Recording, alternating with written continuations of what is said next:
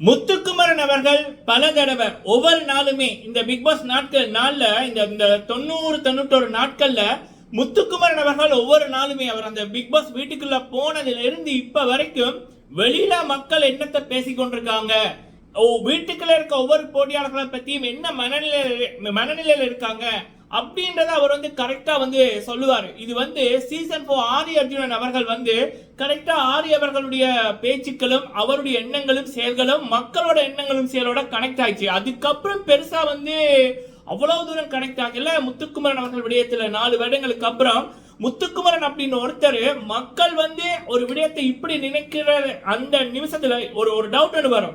மக்கள் இவர் சொன்னதை வெளியில மக்கள் சொல்றாங்களா, மக்கள் பேசுனதுக்கு அப்புறம் அந்த விடயத்தை இவர் உள்ளுக்குள்ள சொல்றாங்களா அப்படின்னு அந்த டைமிங் இருக்கு பாருங்க.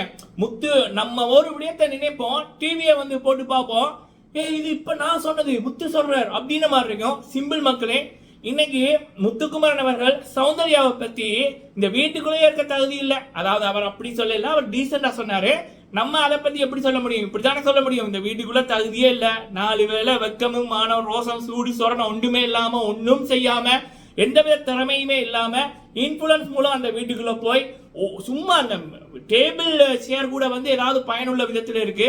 இதனால ஒண்ணுமே இல்லை. 4 வேளை பிக் பாஸ் கொடுக்குற சாப்பாடை தின்னுக்கிட்டு ஏசி ரூம்ல படுத்துக்கிட்டு அடுத்தவங்களை தொல்லை பண்ணிக்கிட்டு ரவுடித்தனம் எச்சத்தனம் பித்தலாட்டம் பொறுக்கித்தனம் அப்படியான விடயங்களை மட்டும் பண்ணிக்கிட்டு அந்த வீட்டுக்குள்ள தண்டத்துக்கு இருக்கிற ஒண்ணு அப்படின்னா சௌந்தர்யா. இது நான் என்னோட ஸ்டைல்ல சொல்றேன். அதுவே ஒரு டீசென்டான ஒரு விதத்துல சொல்லணும்னா முத்து அழகா சொன்னாங்க. இந்த முத்துக்குமரன் அவர்கள் இந்த சொன்ன விடயத்தை இதற்கு முதல் நான் போட்ட வீடியோல நான் சொல்லியிருப்பேன். இன்னைக்கு சௌந்தர்யாவை பத்தி நான் சொல்லியிருப்பேன், சரிங்களா? அதாவது காக்கா கழுகு காக்கா கதை அப்படின்ற மாதிரி டைட்டிலையும். அப்ப அது இன்னைக்கு நான் இன்னைக்கு காலையில இருந்து நிறைய மக்களோட பேசியிருந்தேன். வாட்ஸ்அப்ல நிறைய பேர் மெசேஜ் பண்ணியிருந்தாங்க. வீக்கெண்டானா மீடியாவில் இருக்க நண்பர்கள், நம்மளுடைய சப்ஸ்கிரைபர்ஸ், 4 வருஷம் சம்பாதித்த உறவுகள் அப்படின்னு நம்ம வேற பேஜுக்கு அட்மினா இருக்கோம், தலைவரோட ஃபேன் குரூப் அப்படின்னு எக்கச்சக்கமான இதுக்கு நம்ம அட்மினா இருக்கக்குள்ள அந்த லட்சக்கணக்கான மக்களோட கருத்துக்கள் முத்துக்குமரன் அவர்கள் இந்த சௌந்தர்யா பற்றி என்னத்தை சொன்னாரோ மக்கள் காலையில இருந்து சொன்ன விடயங்கள்.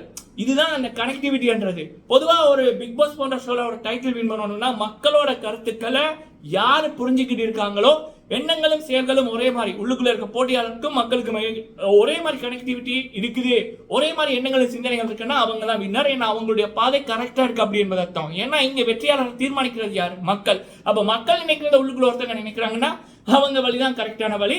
அதனாலதான் கோடிக்கணக்கான பேர் முத்துக்குமரனுக்கு ஓட் போடுறாங்க.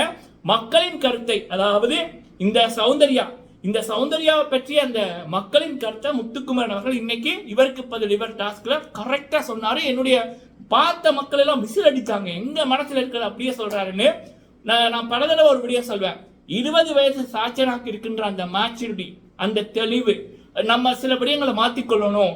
நமக்கு ஒரு வேலை தந்திருக்காங்க, நம்ம ஒரு இடத்துல இருக்கிறோம், அவங்களுக்கு உண்மையா இருக்கணும், கத்துக்கொள்ளணும், அப்படியான அந்த பண்பாடுகள், அந்த பழக்க வழக்கங்கள், அந்த ஹார்ட் ஒர்க், இதுல 1% கூட இந்த 30-31 வயசு சௌந்தர்யாவுக்கு இல்ல. இங்க இன்னொரு முக்கியமான விடயம், சாச்சனா அவர்கள் தான் அவங்களோட குடும்பத்தை பாத்துக்கிறாங்க. அந்த பிள்ளை உழைக்குது. அப்ப உழைப்பாளிக்கு அந்த உழைப்போட அருமை தெரியும். இது அப்பங்காசுல சாப்பிடுறது, அப்பனோட இன்ஃபுளுன்ஸ்ல எல்லா இடமே ஈஸியா கிடைச்சது. அப்ப காசோட அருமையும் தெரியாது, உழைப்போட அருமையும் தெரியாது, அந்த பிளாட்ஃபார்மோட அருமையும் தெரியாது. அப்ப இந்த அருமைகள் தெரியாத நபர் எப்படி இருப்பாங்கன்னா, இந்த 91 நாள் பார்த்துருக்கோமே, ஒண்ணுக்குமே உதவாம சௌந்தர்யா பண்ற வேலைகளை மாறித்தான் இருக்கும். எனக்கு தெரிஞ்சு இந்த வீட்ல மட்டுமில்ல, இந்தியாவில் நடந்த பிக் பாஸ்லயே பிக் பாஸுக்கு ஒரு போட்டியாளர் வரக்கூடாது, இப்படிப்பட்ட ஒரு போட்டியாளர் வரக்கூடாது அப்படின்னா அதற்கு உதாரணம் இந்த PR சௌந்தர்யா, சரியா? அதே நேரத்துல ஒரு பிக் பாஸ்னா ஒரு போட்டியாளர் இப்படித்தான் இருக்கணும் அப்படின்னா அதற்கு உதாரணம் முத்துக்குமரன். எனக்கு அதை பார்க்க விசில் அடிச்சு நான் செலிப்ரேட் பண்ணேன். ஏன்னா நான் பல தடவை நான் சொல்ற ஒரு விடயம், இன்னைக்கு முத்துக்குமரன் அவர்கள் சௌந்தர்யான மூஞ்சிக்கு நேரம் சொன்னார் பாருங்க, சிறப்பு, சரிங்களா? நீங்க எத்தனை பேர் இதை என்ஜாய் பண்ணீங்க அப்படின்றத கமெண்ட்ல சொல்லுங்க மக்களே. இன்னைக்கு எபிசோட படி நிறைய பேச இருக்கு, நிறைய பேசலாம், தொடர்ந்து வீடியோக்கள் வரும்.